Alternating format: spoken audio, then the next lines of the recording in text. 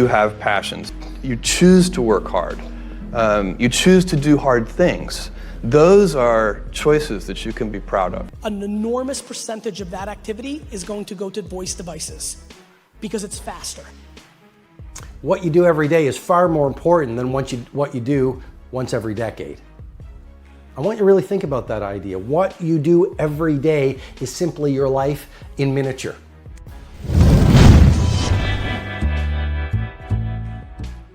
You guys will find that you have passions, and having a passion is a gift.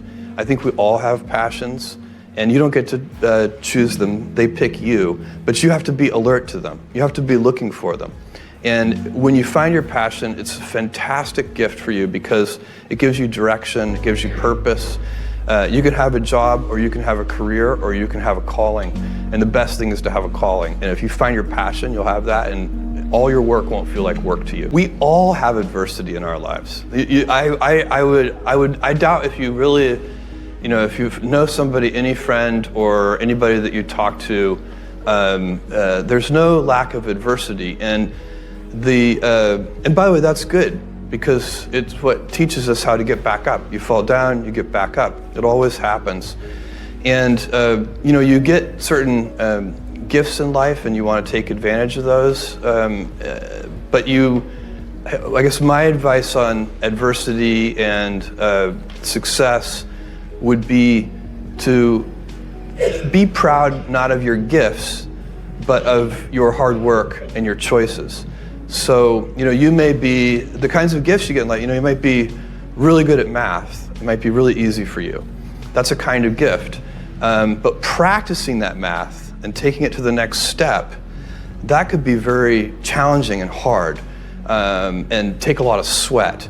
That's a choice. You can't really be proud of your gifts because they were given to you. You can be grateful for them and thankful for them.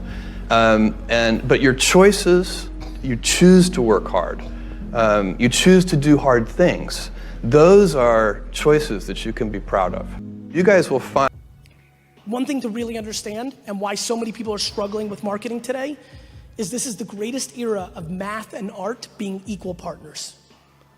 Way too many marketers today either run too much quant or they run too much art. This world, too much quant. Math, right? Way too much. Not building brand, which is why voice is gonna be a problem. Voice is gonna be a problem because everything we now do on our mobile phone over the next decade or two, an enormous percentage of that activity is going to go to voice devices because it's faster. The only thing we value is speed. We give up, there is no privacy concerns in America. We prove it every day, we don't care. We care about convenience. We like time, we like lack of friction.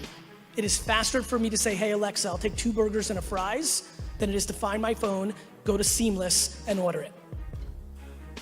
Many more transactions. I grew up as a kid that was told nobody would buy wine on the internet, that nobody would buy tomatoes on the internet, that nobody would buy a car on the internet.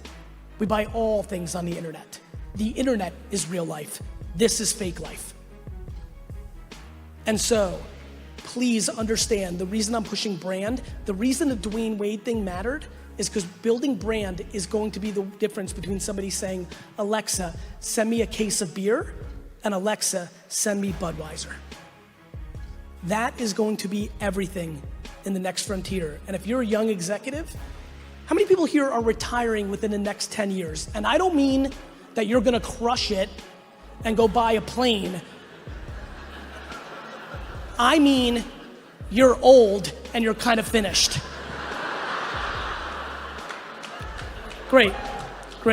Okay, so for 9% of this audience, I will say this. Nothing I'm saying is futurist, it all matters now, but obviously, as you can imagine, for the other 91% of this audience, a decade from now, let me remind you that almost nothing we talk about today existed a decade and a half ago. Nothing. This is going to compoundly grow. It's going to get way crazier and scarier if you don't like this stuff. And I desperately need you to understand that and this is actions over words. In a world where I could have gone the VC route and had a lot of easy life and lived it, I wanted to build a marketing machine to take advantage of how big this is, because I believe that everything in our society is predicated on communicating. It's why dictators take over the press when they first have a coup.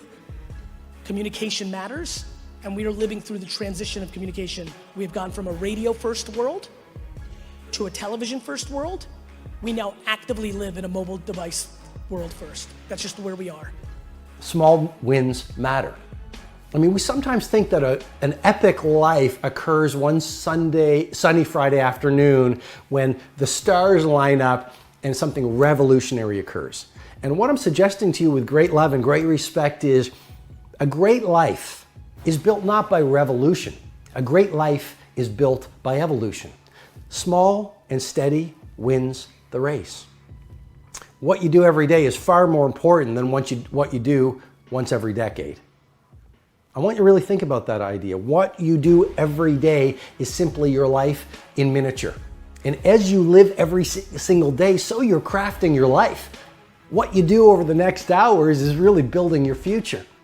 And if you can just get, and I can just get every single pocket of 24 hours right as best as we humanly can, the rest of our life is going to take care of itself. So small wins matter. You know, the moment in front of the customer where the pull was to go average and you become merchant of wow sets you up for the next day of a way of being of wow. The little win with your family when you feel like watching TV sets you up for another win the next day. A little win of getting up at 5 o'clock and running your morning routine sets you up for a habit of a 5 a.m. club morning routine. Small daily improvements over time will lead you to stunning results. Tiny wins are the way to greatness. And that's one of the things life has taught me. When you look at the great companies, whether it's an Amazon, whether it's some of the tech startups coming out right now, whether it's a Zappos, whether it's a FedEx, whether it's a Nike, whether it's a General Electric, whether it's some of the little shops in your neighborhood that we really admire because people still cook the food with love, or they serve the food with love, or people have an attention to detail. Great companies are built by those small, steady optimizations every single day. If you look at any great product, it wasn't just one day that built the great product. It was a culture and a mindset of daily innovation and optimization when done consistently over time, which led to world class. Even relationships. A great relationship, it's all about those small daily wins when done consistently leads to a lifetime of love.